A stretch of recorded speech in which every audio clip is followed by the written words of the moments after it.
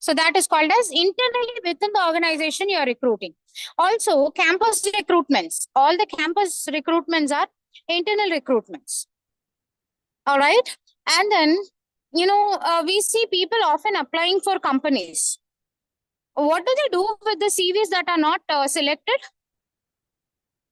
They generally store all those CVs, right? Whatever applications are received, they store. And then from the CVs, for the time being, whatever candidates are required, they generally pick them. And the remaining applications are kept in the HR department.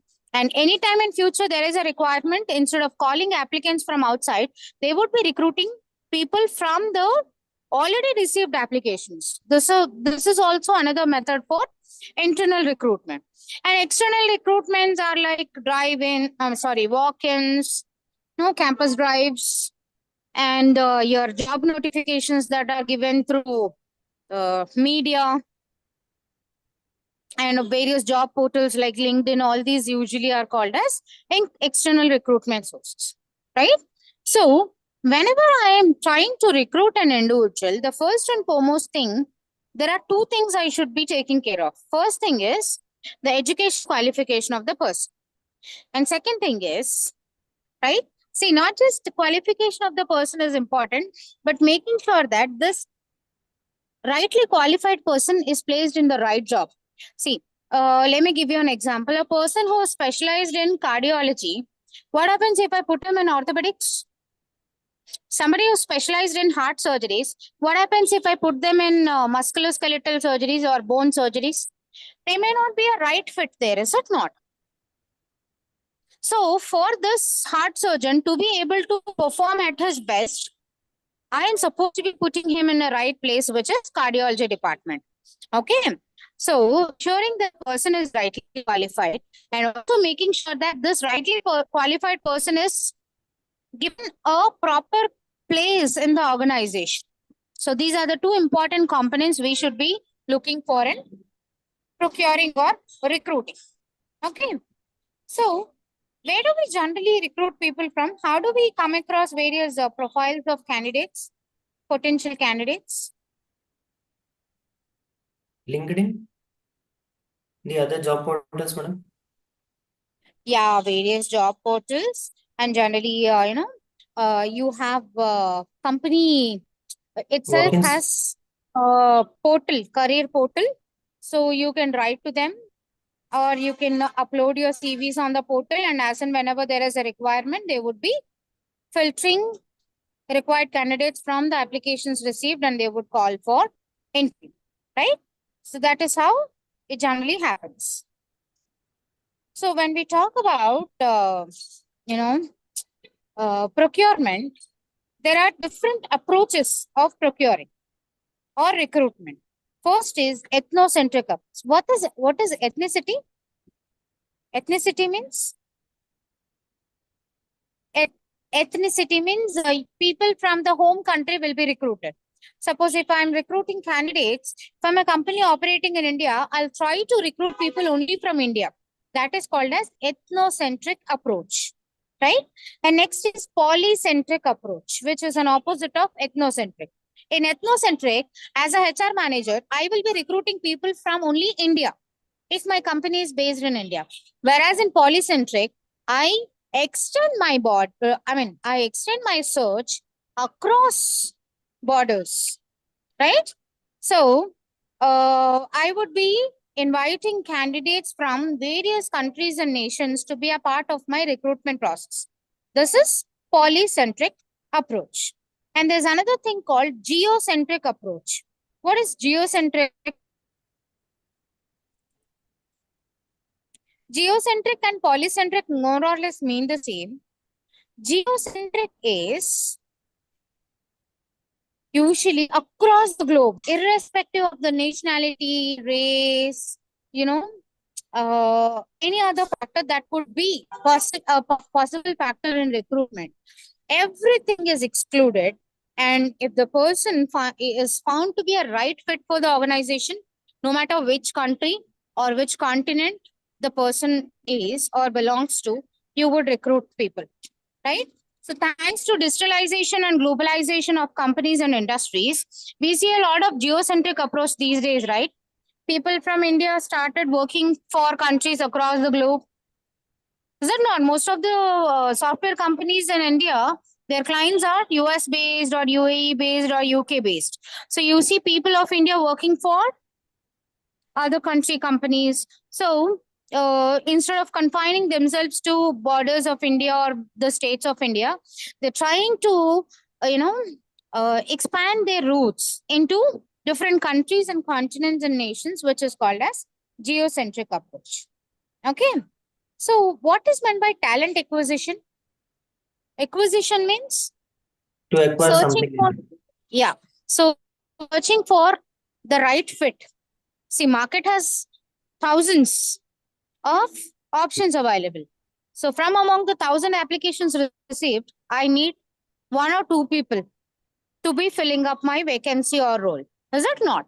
So from the 1,000 people, there are a lot of protocols and procedures by which companies conduct their interviews. Is it not? Some go by a written test, some go by interviews, some go by various selection tests.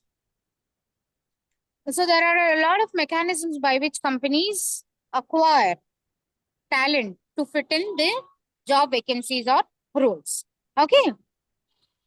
So generally, when I plan my workforce, I always keep in mind the workforce, whatever I recruit, should be in line with the volume of services that I offer.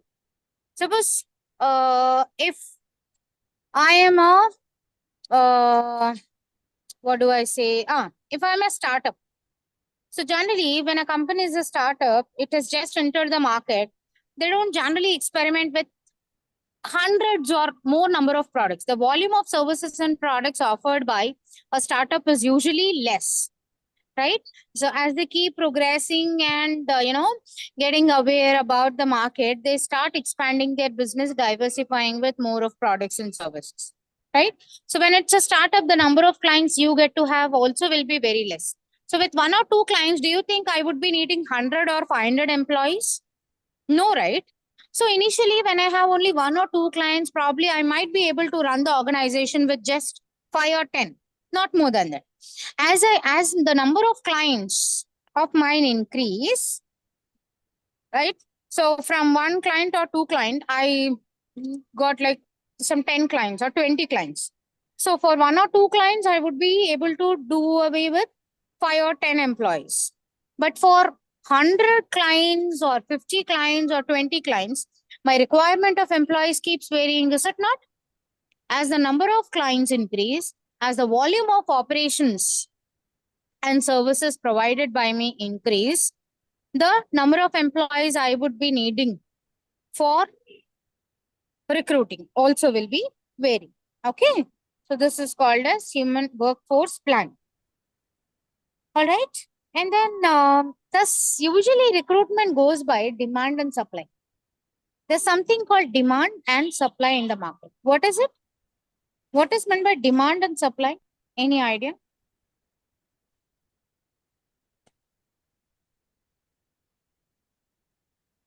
Okay. Demand is the availability of resources, human resources. Okay. So what is required by us?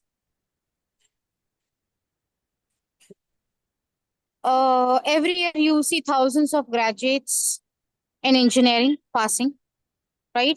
And you see another 1,000 of MBBS people, another 1,000 of HR personnel.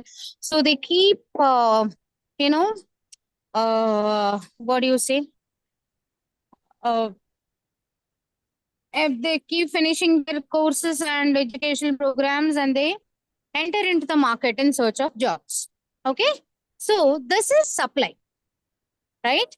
People who finish their educational qualification and try to, right, uh, uh, occupy various positions at organizations are called, this comes under supply. And there's something called demand. See, if 1,000 people graduate every year, not all the 1,000 people will be finding jobs. Is it not? Market has a specific requirement. thousand, be it 1,000 or 10,000 or 20,000 employees, sorry, 20,000 engineering graduates passing out every year, right? There may be requirement for only 500 or 1,000, right? Even though 10,000 people have finished their engineering, the requirement of engineers in the market currently would be 1,000. So only 1,000 will be employed and the remaining 9,000 will be unemployed, right? So this is called as an imbalance between demand and supply, right? Usually we are supposed to maintain a balance between demand and supply.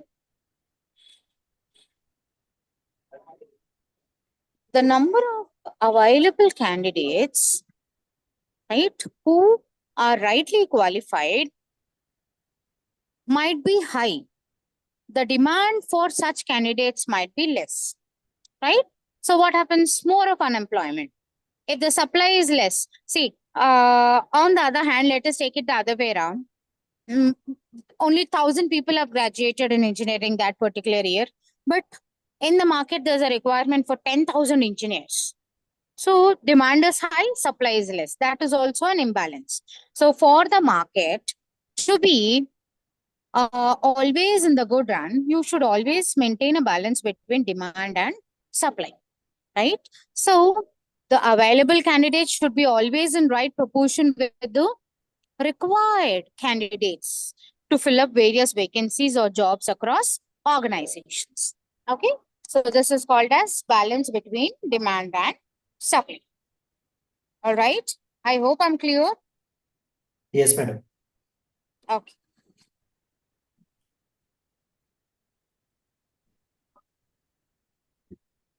Just a second. No? Yes, Am madam. I audible? Yes, madam. It is very clear. Sorry, just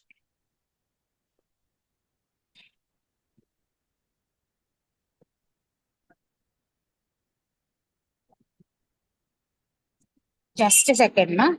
Yes, madam.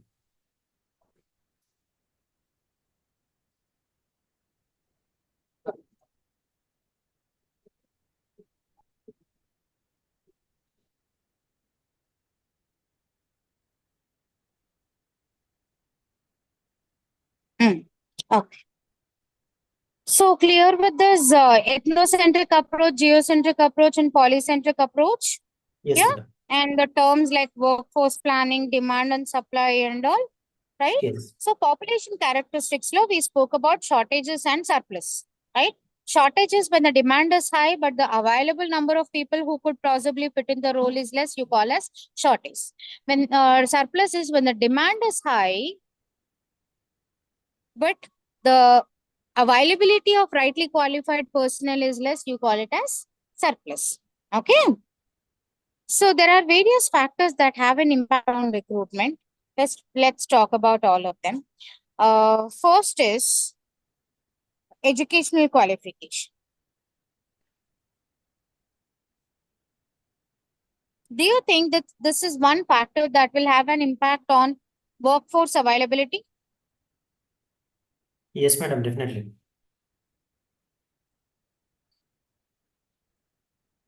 Unless people are qualified in terms of their education, it's impossible for you to give them jobs, is it not? The first and foremost, very basic criteria to employ a person is his or her educational qualification. You always be knowing very well about it, which is why you're pursuing various higher studies, is it not? So,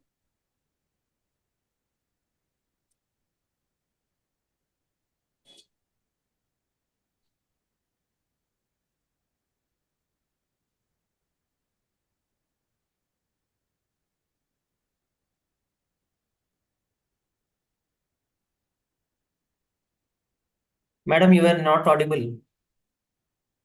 hello, I'm not audible? No, madam. Now it is clear. Oh, okay. So I hope I'm audible now. All right. Yes. First thing is education qualification. Next is immigration. Immigration. What is immigration? People Migrate from one. crossing borders. Yeah, migrating from one place to other place. Yeah. So there are various reasons for which people immigrate. People immigrate in terms of better life quality. People migrate in terms of better job opportunities. People migrate for better educational opportunities. So there are quite a lot of reasons for which people migrate from one place to other place. So labor mobility is one factor that can be considered when it comes to surplus and shortage. Is it not? Yes or no? Yes, madam. Uh, you know, mm, why are the software companies right now in India paying good numbers to people to work for companies in India? Because most of the software engineers who are well qualified started migrating to other foreign countries because the numbers paid are relatively high compared to the numbers that are paid in India. So what have companies in India started doing? They also started paying good numbers to people so that people don't migrate and settle back in India. See, why are people, most of the software engineers, why did they start migrating? Because they wanted to be paid well.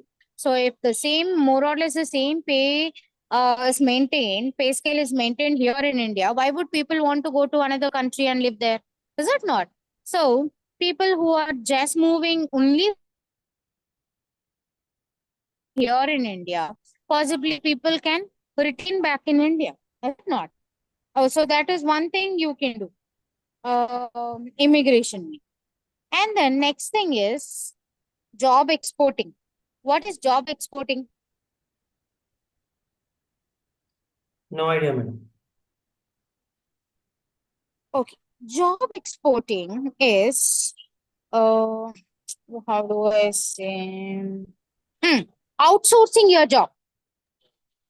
Is That it not? See, that there that are a lot of other foreign countries, sorry, companies working for companies in India, right? So a lot of people from other countries would be offering their services to Indian companies. Similarly, suppose if there's a company in USA, there are a lot of people, other countries other than USA, who would be outsourcing their services and uh, job related support to work related support to company in US. Right. So outsourcing is very common these days in the market. Is it not? Be it in the national market or international market. You see, I get to see a lot of foreign consulting agencies offering their work support for companies in India, right? Let us take examples of our Infosys or Deloitte or, most of the big multinational companies. Their clients are US based clients, is it not? And then, when you cannot directly offer services, you would be outsourcing the job to a third party, and third parties usually take up the responsibility of. See, what does FedEx do? Any idea about FedEx? FedEx, yes, madam. It's like It's a third party, right?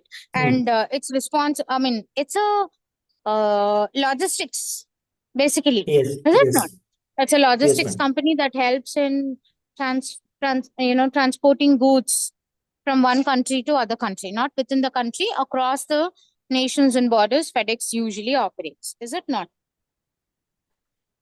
Yes,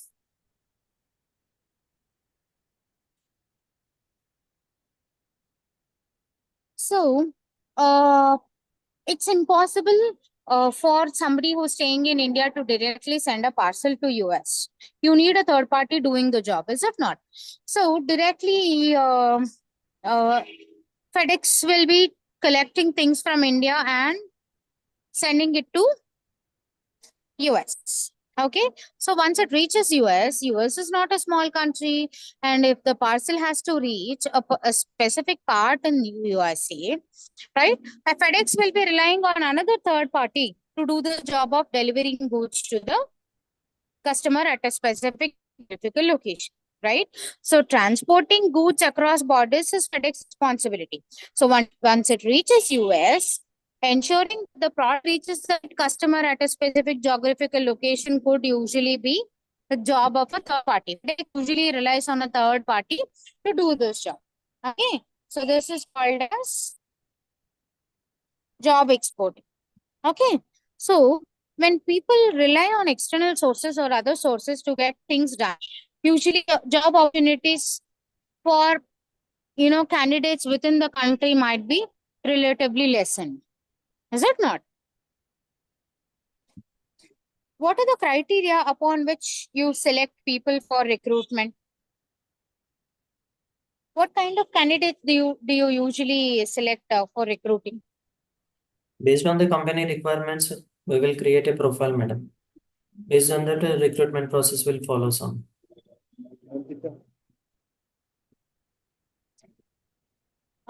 Yeah. First thing is the educational qualification of the candidate. First and foremost factor that has an impact on recruitment is educational qualification of the candidate. If the person is not rightly qualified, you would definitely not consider him or her as a proxy for recruitment. Is it not? Yes, madam. And second thing is his ability to adjust to cross-cultural conditions. Is it? So if the person is not ready to, when you're inviting candidates to apply for jobs, also ask if the candidate is ready to relocate to a different geographical location, right? If given an opportunity. Based on that, for example, you have a company, one branch in India, another branch in a different country. If there is a requirement, is the candidate ready to move to that particular country to offer his or her services in times of requirement or not? You would see two candidates have applied. One said, no sir, I cannot travel to other countries, I can only work in India. And the second candidate said, yes sir, I can travel as and when there is a need, I can travel and render my services. Out of these two candidates, whom do I pick? Generally the second candidate. Yes, madam. Yes Definitely, or that no? would be the best option. Yeah. So that is because the second one is ready to travel across borders in case if the other branch of mine in a different country requires his services. Whereas the first one rightly said a no straight. Is it not? So the second one will be a right fit for the organization. And then language issues. This is another thing you need to be considering. Is it not? So language is another barrier. For somebody who cannot speak or understand German, can I send him on site to a German based company? He or she will be experiencing quite a lot of complications or challenges. Is it not? Yes or no? Which is why Yes. many companies usually set a language test to ensure that people are able to understand. See, at least for basic communication, you should be learning basics of the language, of the country wherein you're going to work for. Is it not? So these are various criteria that you would generally pick for recruiting people. Okay. So cross-cultural stability, language capabilities, educational qualifications, and technical qualities. Okay. And next is talent retention. What is retaining? See, To hold why back do people something. uh, retaining holding back something? So talent retention means not letting your people to leave the organization is called talent retention, right? See, when you recruit a person, you invest so much in training them, Yes. induction, training, and then you take care of their welfare apart from their regular remuneration. You also take care of other benefits and all. So after doing all this, if the person comes to you and says that he wants to leave the organization, would you require somebody else to be replaced in his or her place? Yes. So another new recruitment ante, giving out the job notification, repeating the interview process again. Then once the new hire is here, you will have to let them go through induction, training, a lot of other things. Also, there is something called probation period. First 6 months is something like a training period. So in the initial 6 months, you don't give major projects to new hires, right? So it will be a challenging aspect for organizations as well if the attrition rate is so high, right? Which is why retaining talent is very important. Can you tell me various measures by which talent can be retained?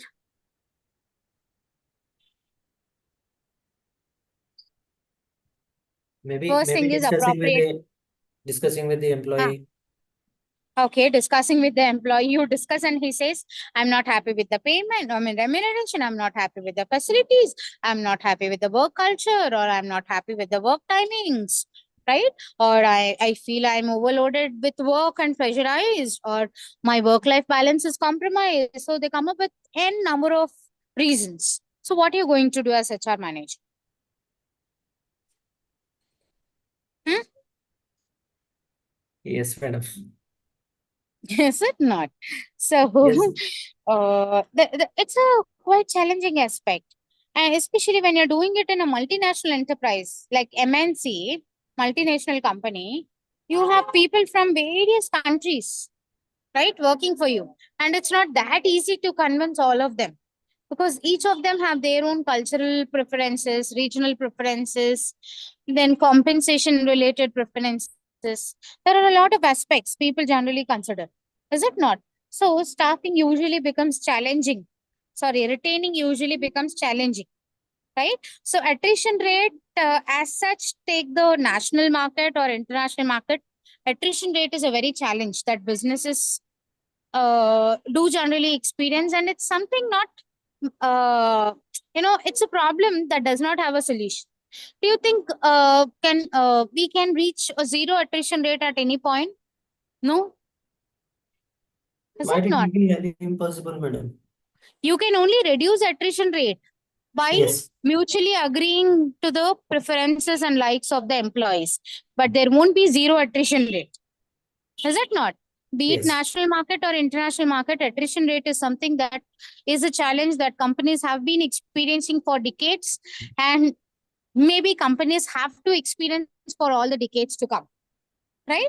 But then how you tactfully handle all those challenges and reduce the attrition rate is wherein your efficiency as a HR manager lies in. Okay.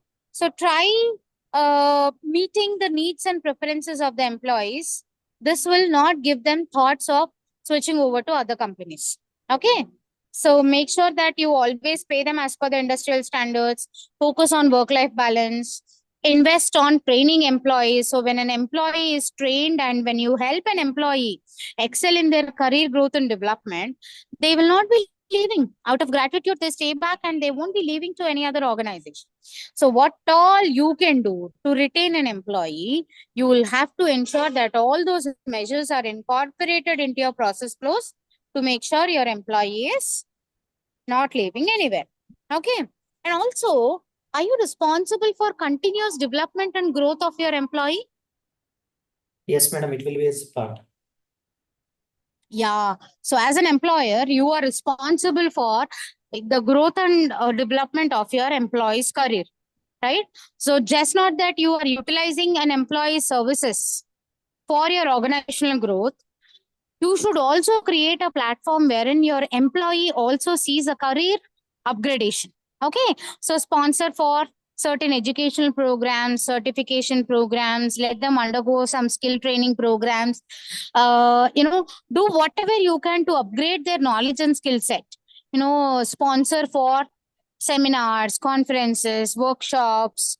So such kind of offering such kind of support will keep them motivated. And once an employee feels the company is investing on his knowledge and skill set, he would never be leaving such kind of companies. Is it not? At Yes. least in current modern scenario, we are least bothered about only the remuneration. Most of the employees these days are focusing on companies that offer them career growth and development opportunities. See, suppose you join a company now, and after 5 years also you're stuck at the same position with the same knowledge and skill set. Do you think such companies are better to work at? Definitely not. So when you join a company year by year, you should see a development in the growth of the employee as well, along with the growth of the company. Only such companies flourish, and only employees who work for such companies would be staying with the company for longer. Okay. So this process is called development. The process wherein employers try to, right, create a platform, learning platform for employees to excel in their knowledge and skill set is called as development. Okay. Uh, and then I remember talking about expatriate, impatriate, repatriate. What is expatriate? Expatriate is employees you're recruiting people from other countries is called as expatriate. Impatriate is you're recruiting people from within the country. Okay. What is pre-departure training? For example, you see people who are working for companies in India, especially software employees, they go on site, right, to different countries. So before they go to that foreign country, for example, somebody who's working in Deloitte, Indian branch, is expected to go on site for a 6-month work period to to another branch of Deloitte in US, right? So, do you think there will be a difference in the culture between India and US? Definitely. So, the person who's going to be sent on site to Deloitte's branch in US, do you think you need to be giving any training to them before they make the shift? Definitely yes. Yes. Okay. You should be, Giving a basic training. yeah, a basic training about the culture of the country wherein you are moving to, and then, uh, you know, the lifestyle shift that is going to be taking place. And then there are a lot of factors that are to be considered while a person is moving from one cross-cultural body to another cross-cultural body. Is it not? So person has to be trained in terms of language, person has to be trained in terms of, you know, the lifestyle, person has to be trained in terms of security. Is it not? The security what we have in our country could be different from the security and safety what we have in countries, right? So, uh, training is offered in all these various aspects, and you call this pre-departure training. Okay.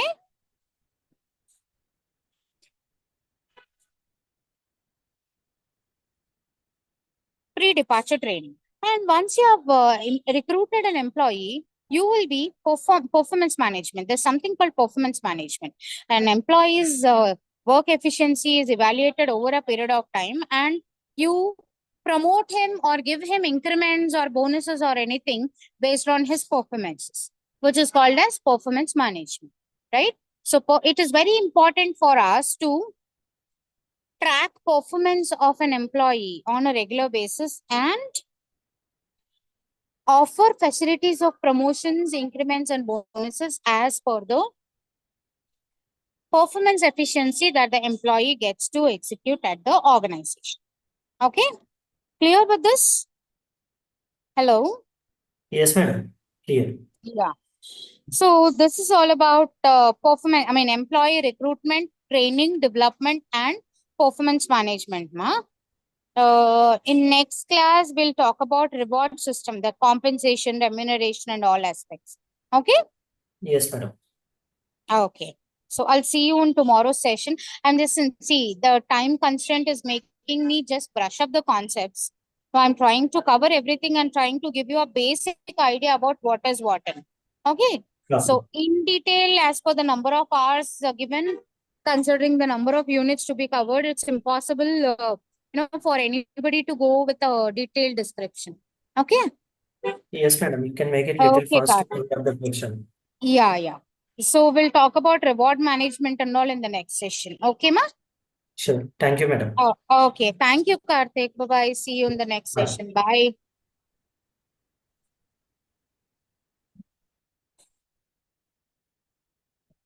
Medhansh?